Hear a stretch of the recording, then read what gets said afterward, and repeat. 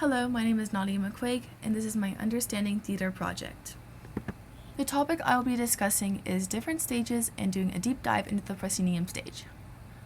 Chapter 3 in the textbook is what inspired me to talk about this topic, and it's also very prevalent in all types of theater. There are 3 main types of stages: the proscenium, the arena, and the thrust. There are also many other stages, but these are what you would commonly see being done in theater. The proscenium stage. A famous example of the proscenium stage would be the Metropolitan Opera House in New York's Lincoln Center. This stage is what most people think about whenever they think of a theater stage. This is typically used for Broadway and other events. The pros of this stage is that it suits realistic scenery, and it's ideal for large productions. It focuses the audience's attention on the stage. It's perfect for techies to work around because machinery and sets can be hidden. You can easily do costume changes, and it overall makes the audience more involved. Some cons of the proscenium stage is that it gives a sense of formality. The literal translation of the proscenium stage is foreground in Greek. So think of the proscenium stage as like a window into the story that is being told. There are many common features that are really only in the proscenium stage, like the orchestra pits and fly centers, which I will go into more in detail later. The arena stage. A famous example of the arena stage would be the arena stage in Washington, D.C. The arena stage has a central stage with audiences on all sides, and this stage is also known as the circle theater or the theater in the round. The pros of this stage is that it's more intimate of a stage. However, its sensory blocks views, and it's difficult to have set changes, costume changes, but a few more pros are that it works well with a small cast, and it's also a very economical option because you really only need a big space to have this stage. Although the arena theater can accommodate theatrical performances, this theater is better suited for events such as concerts and events. Often for the stage or the audiences is raised above the first floor. The thrust stage. A famous example of the thrust stage would be the Globe Theatre in London, England. The thrust stage was developed by the Greeks and used by the Romans, Elizabethans, Chinese, and Japanese during the Spanish Golden Age.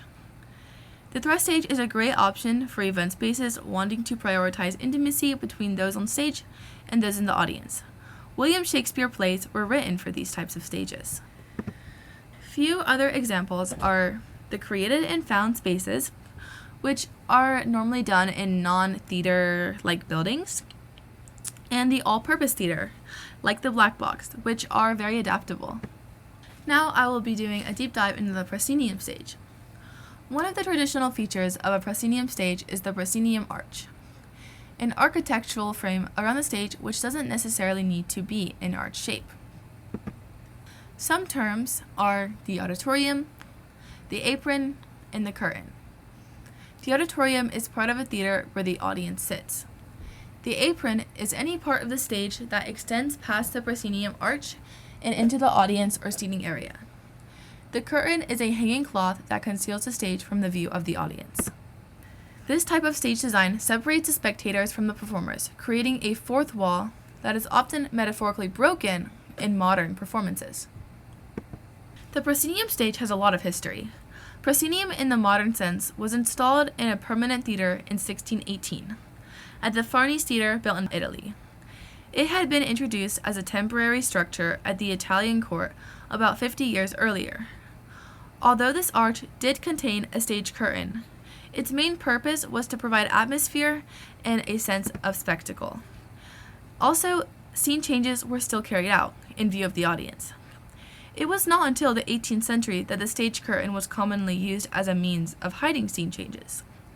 The proscenium structure was first expanded by Squire Bancroft and his wife to enclose the lower side of the stage at London's Haymarket Theatre in 1880, creating a picture frame or imaginary fourth wall through which the audience experienced an illusion of spying on characters, behaving exactly as they were unobserved.